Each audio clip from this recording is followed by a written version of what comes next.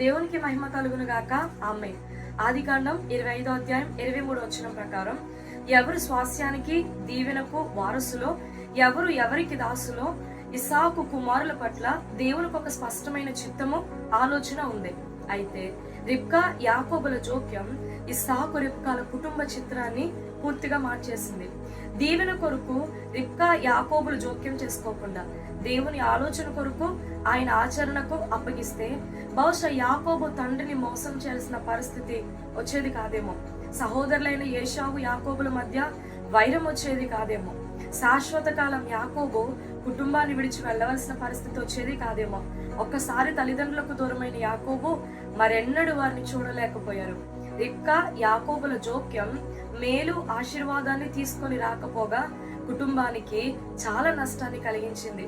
అందుకే మన స్వయంకృత అపరాధాలను బట్టి కలిగే అనర్థాలు జీవితాలను, కుటుంబాలను నాశనం చేయకుండా మన కొరకు ఆలోచన కలిగిన దేవునికి, ఆయన ఆలోచనకు, ఆయన సమయానికి అప్పగించి నిరీక్షణతో ఎదురు చూస్తే తగిన కాలం ముందు ఆయన చిత్తాన్ని మన జీవితంలో జరిగిస్తారు, అది కూడా సమాధానకరంగా.